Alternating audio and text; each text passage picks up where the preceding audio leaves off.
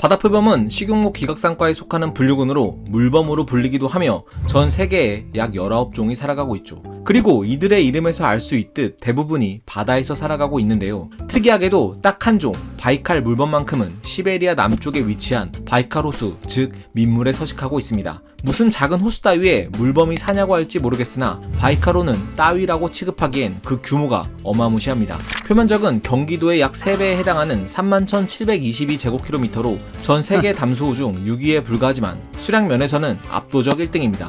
왜냐하면 호수 중에서 가장 깊기 때문이죠.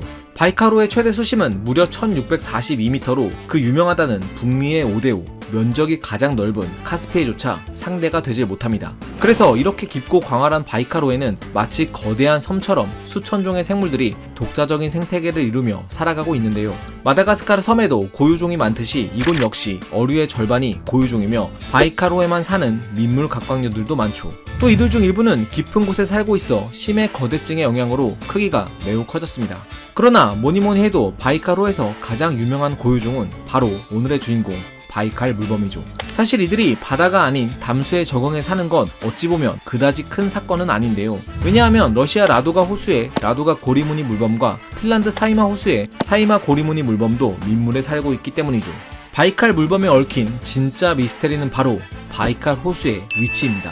방금 말한 두 물범은 북극해에 서식하는 고리무늬 물범의 아종으로 완전히 별개의 종도 아니며 빙하기가 끝난 1만 년 전 대륙의 융기로 바다 근처에서 형성된 호수에 갇힌 녀석들이라 상황이 대충 이해가 갑니다. 반면 바이칼 물범의 상황은 다르죠. 그도 그럴 것이 이들은 고리무늬 물범과는 별개의 종일 뿐더러 이들의 유일한 서식지인 바이칼 호수는 가장 가까운 바다인 오호츠크해와는 1900km나 떨어져 있고 북극해와는 무려 2400km 이상 떨어져 있어 빙하기 이후 대륙의 융기로 바이칼 물범이 호수에 갇혔다고 보기엔 어렵기 때문입니다. 또 바이칼 호수는 2800만 년 전에 형성된 탓에 최근 벌어진 간빙기와도 무관하죠.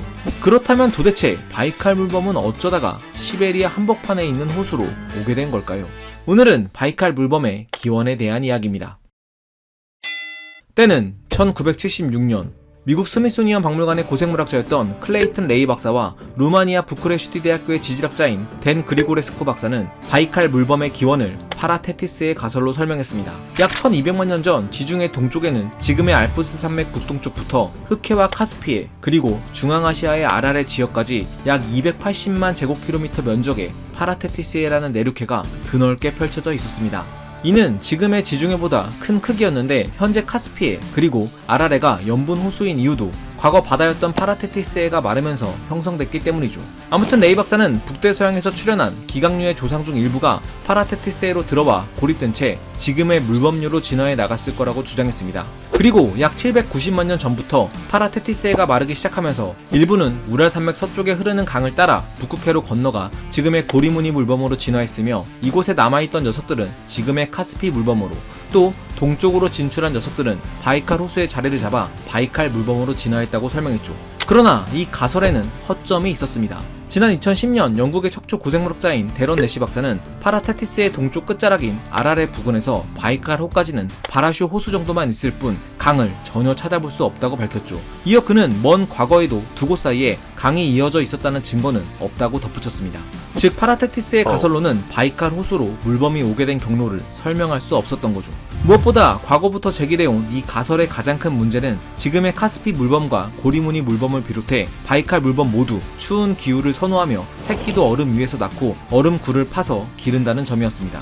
그리고 바이칼 물범은 봄철 장시간 햇빛에 노출될 경우 고열로 사망하는 사례가 있을 정도로 열에 취약한 녀석이기도 하고 카스피 물범 또한 여름철이 되면 카스피해 안에서도 깊고 수온이 낮은 곳으로 이동해 여름을 날 정도로 더운 기후를 싫어하죠. 그런데 과거 파라테티스해는 지금의 지중해처럼 상대적으로 따뜻한 내륙해였습니다. 즉 이미 이런 온화한 해역에 적응한 물범들을 추운 기후를 선호하는 바이칼 물범과 카스피 물범 그리고 고리무늬 물범의 기원으로 보기에는 다소 무리가 있었던 거죠. 이렇게 바이칼 물범의 기원은 더욱 아리송해져만 갔는데 그러던 2003년 미국 샌디에이고 자연사박물관의 고생물학자인 토마스 드미어 박사는 북극기원 가설을 학계에 내놓습니다. 그의 설명은 심플했죠. 바이칼 물범과 카스피 물범 모두 추운 기후를 선호하는 종이라면 북극해에 살던 물범 중 일부가 강을 따라 남쪽으로 내려왔을 가능성이 가장 높다고 본 겁니다. 실제로 지금도 바이칼호는 앙가라강과 예니셰이 강을 따라 북극해와 이어져 있죠. 그런데 이게 말이 물범이 강을 따라서 이동했다지 거리만 보면 어림잡아도 3000km가 넘기 때문에 이게 가능할까 싶습니다.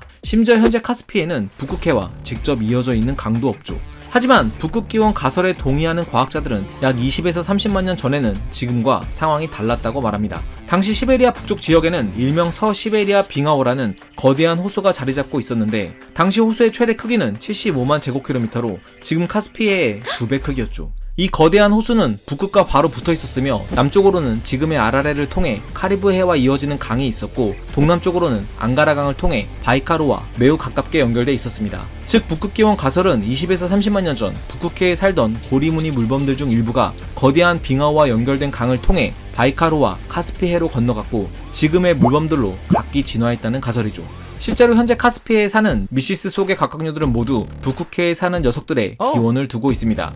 자, 어떤가요? 토마스 박사의 말처럼 이제 좀 깔끔하게 정리가 되는 것 같죠? 그런데 말입니다. 풀린 것만 같던 바이칼 물범 기원의 미스터리는 또 다른 문제에 봉착하고 맙니다. 바로 유전자 분석을 통한 종부나 시기의 문제였죠. 지난 2006년 핀란드 헬싱키 대학교의 유전학자인 유카 팔로 박사는 이 물범 3종의 미토콘드리아 DNA를 분석한 결과 카스피 물범과 바이칼 물범이 고리무늬 물범으로부터 기원한 게 맞긴 했지만 그 시기가 약 200에서 300만 년 전이라는 사실을 알아냈죠. 그런데 문제는 이 시기가 서시베리아 빙하호가 크게 확장된 시기인 20에서 30만 년 전보다 훨씬 앞서 있다는 사실입니다. 즉 시베리아 북쪽에 거대한 빙하호가 만들어지기 한참 전에 이미 바이칼 호수에는 물범이 살고 있었던 거죠. 또 이 연구 결과는 파라테티스의 가설과도 어긋납니다. 왜냐하면 파라테티스에는 이들이 분화되기 한참 전인 약 600만 년 전에 말라버렸기 때문이죠. 그럼 결국 바이칼 물범은 수천 킬로미터에 달하는 강을 거슬러 올라와 바이칼호에 정착했다는 얘긴데 과거 바이칼호에서 약 400km 떨어진 앙가라강의 한 댐에서 바이칼 물범이 발견된 사례가 있긴 하지만 이 사례만으로 이들의 조상이 그 먼 거리를 이동해 바이칼호에 정착했다고 보기엔 어렵다는 시각도 있습니다. 한편 2021년 연구에서는 고리무늬 물범이 최대 3000km가 넘는 거리를 헤엄쳐 이동했다는 사실이 밝혀진 만큼 이들이 수백만 년 전에 강을 거슬러 올라와 바이칼호에 정착했을 가능성에 무게를 두는 시각도 있죠.